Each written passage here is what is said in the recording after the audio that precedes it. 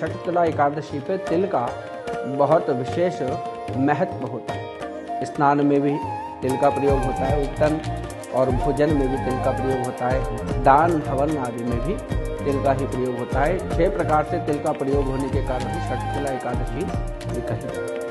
एकादशी माघ मास में है और माघ मास का भी अपना महत्व है। इस माघ मास में भी, पूरे मास में भी तिल को जल में डाल करके तिल का प्रयोग करते हुए ही अगर आप स्नान करते हैं, ब्रह्म मुहूर्त में स्नान करते हैं, तो इसका भी अपना महत्व है।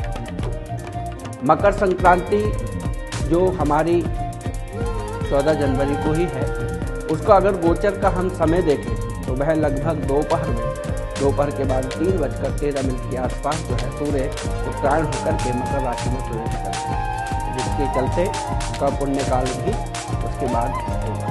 अब संचय लोगों का ये बना हुआ है कि एकादशी के दिन चावल का दान या चावल का स्पर्श, चावल का जो है भोजन नहीं करना चाहिए, अन्न का सेवन नहीं होता है, तो हम कैसे खिचड़ी का दान करें या चावल का हम दान करें। तो इसके लिए शास्त्रीय जो व्यवस्था है वो यह है कि संक्रांति क्योंकि 3:13 के आसपास आ रही है, तो उसका पुण्यकाल जो है हमें अगले दिन भी यानी कि 15 जनवरी को भी प्राप्त होगा, लगभग दोपहर के 1:20।